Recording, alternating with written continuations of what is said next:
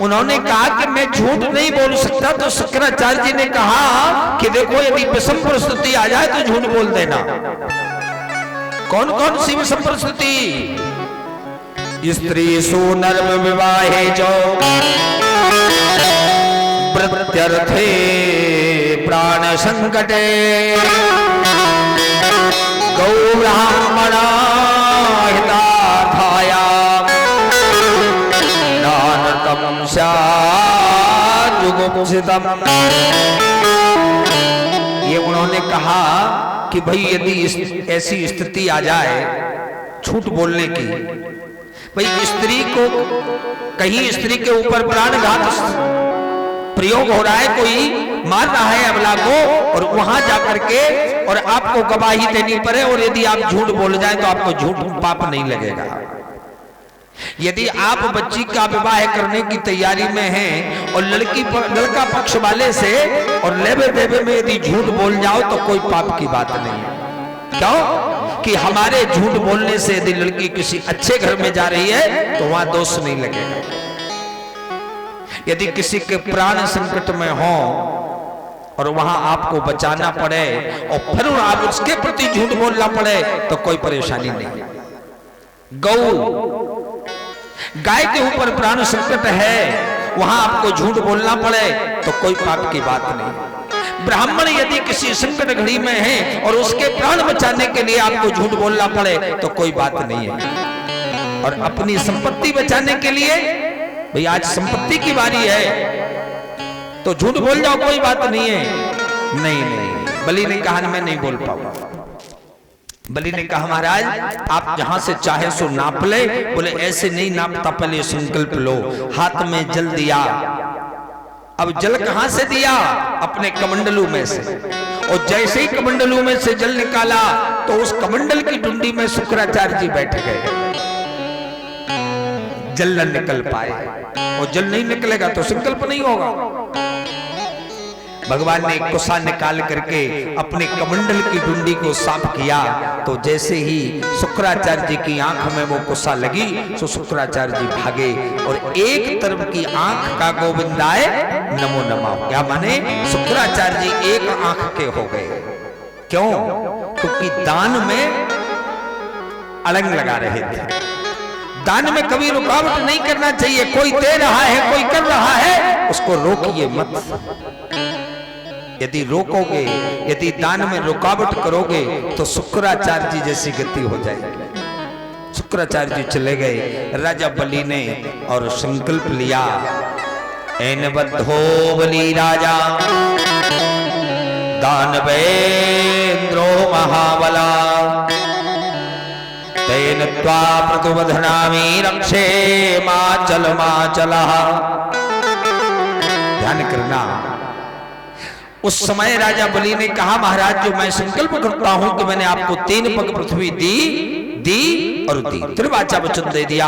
भगवान कहते हैं भैया ये तो मेरे छोटे छोटे पैर हैं, तुम कहो तो मैं बड़े बड़े पैरों से न नाप लूं। अब बलि नहीं समझ पाए। बलि के परिवार में कितने लोग हैं? 3 लोग। बलि की पत्नी है जिसका नाम है विंध्यावली और उसकी एक कन्या है रत्नमाला। ये तीनों सामने खड़े हैं और भगवान ने उसके राज्य को नापने का प्रारंभ किया।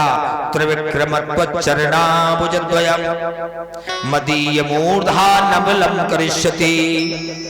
भगवान ने इतना त्रिविक्रम रूप धारण किया और एक बार में एक लोक नाप लिया। दूसरे पैर से दूसरा लोक नाप लिया और जब तीसरे नापने के लिए लोक पे पैर बढ़ाया तो जगह कम पड़ गई।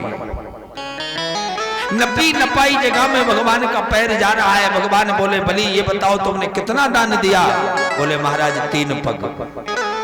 ये तो कम है, अपने आप में तुम बहुत बड़े दानी बने हो।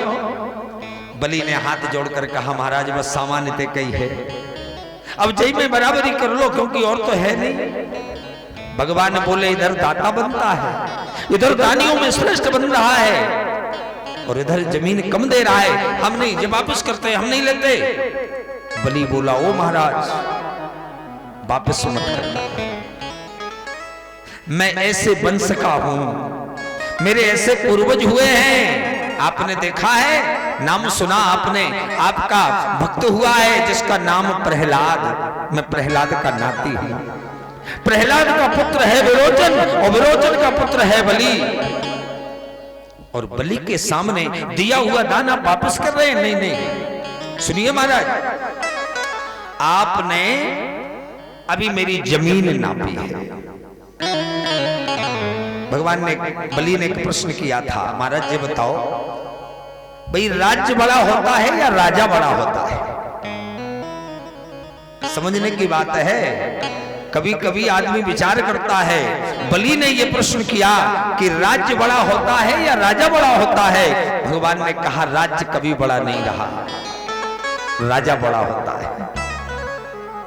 ध्यान करना, आज हमारे देश का जो राजा है उसने राज्य को बढ़ाया या घटाया है? भाई आज राज्य का जो नाम चारों दिशा में हुआ किसके नाम से? राजा के नाम से।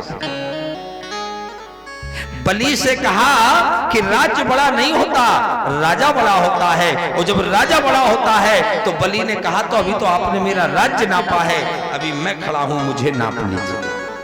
तीसरा पैर भगवान ने राजा बलि के सिर पर रख दिया और राजा बलि को भी नाप लिया। एक क्षण में, अजी पल से पल में क्या हो जाए। ध्यान करना, अभी राजा बलि तीनों लोगों का राजा था और एक सेकंड नहीं लगा, क्या बन गया? भिखारी खड़ा हो गया, जिसका शरीर भी दान में चला गया, खड़े होने के लिए जगह नहीं है। आज ही पल से पल में क्या हो जाए और पता नहीं तकदीर का, और गति ब्रह्मा की लखी न जाए, अजब खेल रघुवीर का।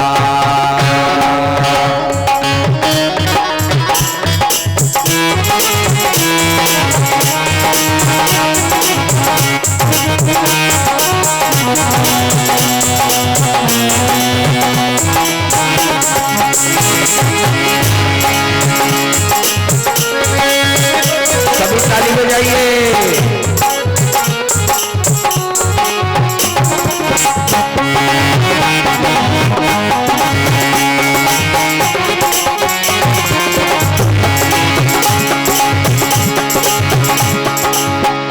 पल दो पल में क्या हो जाए, पल दो पल में क्या हो जाए, पता नहीं तकदीर का, गति ब्रह्मा की टली ना जाए, अजब खेल रघुवीर।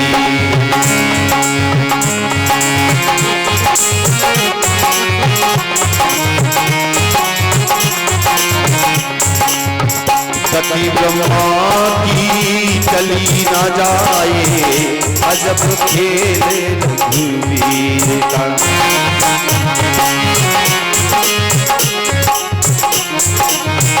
अजब खेल रघुवीर। एक मिनट में और दीनहीन अकिंचन खड़ा रह गया। धन्य रे बलि, ऐसा परिवार, ऐसी पत्नी, ऐसी बेटी। जब बेटी ने देखा कि अरे ये अभी छोटा सा साधु बनकर आया और मेरे पिता को छल लिया, मैं सोच रही थी कि ये तो दूध पिलाने लायक है, नहीं नहीं, ये दूध पिलाने लायक नहीं है, ये तो जहर पिलाने लायक है। भगवान ने बोले तेरे पास में एक बार आकर जहर जरूर पीऊंगा। भाई दूध पिलाएगी, दूध पीऊंगा और जहर भी पीऊंगा। जिसकी पत्नी है, जिसका नाम है विंध्यावली। विंध्यावली ने एक शब्द नहीं कहा, पति ने सर्वस्व दे दिया, फिर भी खड़ी है बगल में। जब सब कुछ दे दिया भगवान ने, उसको बांध लिया बलि को। फिर भगवान पहुंचे, भगवान कह रहे हैं कि बलि तू तो बहुत बड़ा दानी है भाई, तूने यार अपना शरीर भी दान में दे दिया। भाई धन दौलत ऐश्वर्य सब कुछ लोगों ने दिया, पर शरीर को दान में आज तक कोई ने दिया? वो बलि ने दे दिया। भगवान बलि से बोले, बलि जो तेरी इच्छा है सो मांग ले, आज मैं प्रसन्न हूं। देखिए साक्षात परमात्मा बलि से कह रहे, बलि ने कहा कि जो परमात्मा जिसके सामने खड़ा हो, अब मांगने को क्या रह गया। भगवान बोले, सुन, ऐसा वैसा मत समझना कि तू ही दानी है, मेरी सुन ले। अजी मांग ले राजे तिहुपुर को, और मांग ले तू बैकुंठ निशानी। आज सुरपुर की सिंहासन मांग ले, और बल की बेस नई राजधानी। यदि तीनों लोग वापस करना चाहे तो वापस कर ले, बैकुंठ लेना चाहे तो बैकुंठ ले ले, और नई राजधानी चाहे तो नई राजधानी की भी तुझे बना कर दे दूं। नहीं, बलि ने कहा मुझे नहीं चाहिए। फिर मेरी पत्नी से पूछ लो, यदि बाई कुछ जरूरत हो तो ले ले। तो बलि की पत्नी के पास, विंध्यावली के पास पहुंचे, सो विंध्यावली से कह रहे कि भाई तू मांग ले। बाबोली, सुनो महाराज, बड़े दानी हो तुम तो। अरे मेरे ही घर में सब कुछ ले लिया, हमें ही दान देवे आ गए। लौट के गंगा, देखिए धन्यरी विंध्यावली ने क्या सुंदर जवाब दिया मेरे प्रभु को कि लौट के गंगा पछार बहे। महाराज, हम ऐसे बन सके हैं, पर मांगने से हम मांगत नहीं।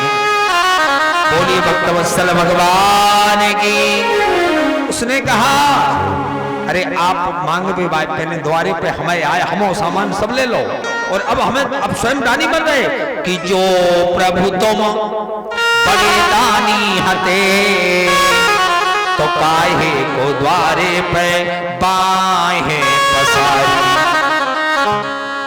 भगवान ने बात बुरी लग गई कि बताओ, तूने तो दो दुआओं सामान सब बेकार कर दिया।